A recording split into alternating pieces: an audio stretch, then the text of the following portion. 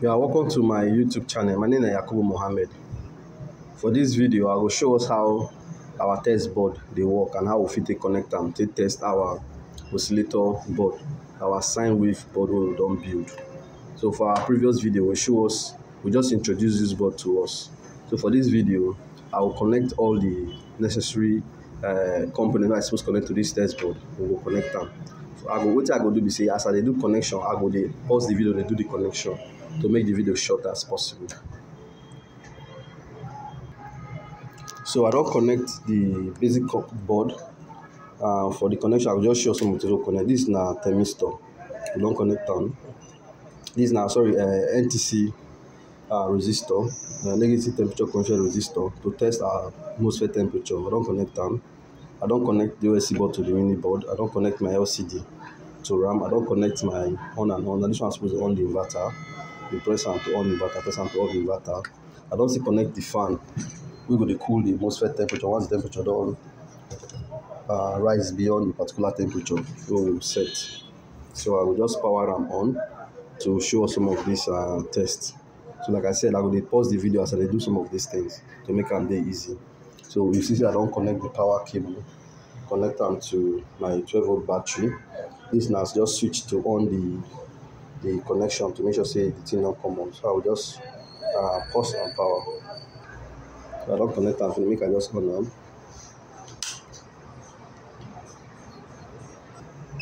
So it's on. Okay. So from the LCD, you will see the board. We don't configure the board on top 750 VA. The temperature we will see now 29 degrees. Now what's the temperature where this one is sense with that.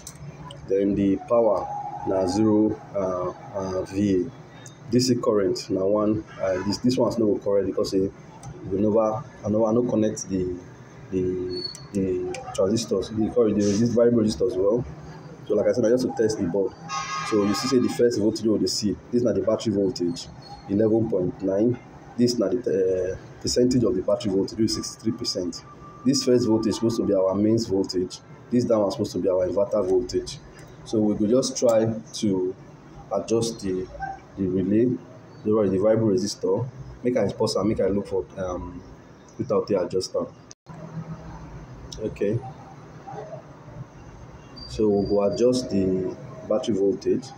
So we will turn at the battery to adjust the battery voltage. We will watch the battery voltage as they change. And adjust down 12.0, 13.03. So we just go on for 12 point. Basically, the adjustment is supposed to be say, I will set this one. I will measure the voltage from using a meter. Once I don't measure that voltage I get, I'll come adjust this one to match up. So the next one are the mains voltage. So as I adjust this one now, we see the voltage they change here. That means the ADC to measure the battery they work well. So we'll check the ADC to measure the mains so that they work well. So I did the mains now. We'll look the mains so that they change. Okay, 226, 35. Make I reduce them. I done the reduce them back. Move that for 200. Okay, they 200. Now that means the ADC to measure mains they work. Maybe we check the ADC to measure the inverter. They want to measure the inverter with this one, so we just adjust. Let's see the 180. I want 202. So you see they adjust. So the adjust and they change. So make I put down for let's say 180 or let's say 220. I'm going to just put down for 210. 209. Okay, just leave one like that. It don't really mean 208, 210. They close. So this test what they carry out now, see as they adjust these voltages, the microcontroller they adjust. Of course, they show the adjusted value on top of my display. So this one means those ADC values they work. So the next test one I want to do now make I even check whether the thermistor they work. Because once the temperature they rise, we see I'm saying for here now 29 degrees. Now it's still they know they change. So we don't know that the thermistor they work. The temperature NTC they work. So we go plug. We will generate artificial heat. I will use this soldering iron generate heat. Put them on top this. Temperature sensor. Then we'll not see whether they work or they work. Then the other one now we'll not see whether as they work, how it will take affect the fan, because fan is supposed to come up when the temperature don't they overrise. So like I said, make I pause and make I connect make I allow my soldering iron heat a bit. So I don't on the soldering iron. I will just put our thermistor on top the soldering iron so that the soldering iron will feed the heater more. So we'll see temperature. like we can see now, temperature don't go 30, don't come up from 28, 29, sorry, to 32. You see, say it don't dey rise. It don't dey rise. So we dey watch am as e dey rise. Now, as e dey rise, nothing go happen to fan because the fan now no dey either inverting mode or the inverter no dey on or e no dey charge. So if I say the charge now, and this fan will come on. So what we go do, we go manually on the inverter. Maybe we remove the temperature back from this point. We don't remove, I mean temperature cool down, more allow cool down. I'll still pause the video, make allow cool down, then on the inverter. Okay, the temperature don't cool down small, don't do 35 degrees. So I go on the inverter. To on the inverter, we'll just hold this one down until the inverter comes on. Okay. So the inverter don't come on. Now notice the thing don't change from standby mode to inverter, and it don't enter run. So the inverter dey on. So now with the inverter dey on, the temperature now still show 31 degrees. So we'll put this thermistor back for this heater. Make it heat them up. Make we watch the temperature as it rise. Then see how this fan will react to that temperature. So we notice now at 45 degrees. The temperature don't come on, but the temperature still dey rise. So what can happen? The inverter don't shut down. So it shows say it don't shut down because the temperature now don't go above 60 degrees. Maybe I just put the fan somewhere here. So you notice that the temperature is above 60 degrees. So I'll come out this one back, put that for the fan side. Make the fan help us cool them down.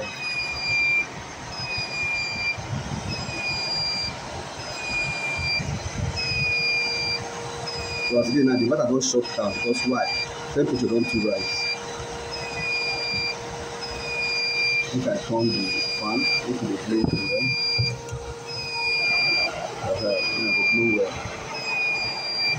So see temperature now don't drop because the fan don't on well. You notice now see the inverter don't on back because the temperature don't fall below what you want. So the fan will see below the temperature until the temperature don't come. Okay, now it don't come on down well. So the fan don't go off and the inverter don't stay there in on position. Why? Because the temperature now don't come back to normal level. So maybe we heat them up again and let's see what will happen to the fan. So we are heating it up again. They show 38, 42. The fan don't on, but the temperature don't too high. At 15 degrees too high, so it don't shut down. So we'll start with the fan back. And watch the temperature drop.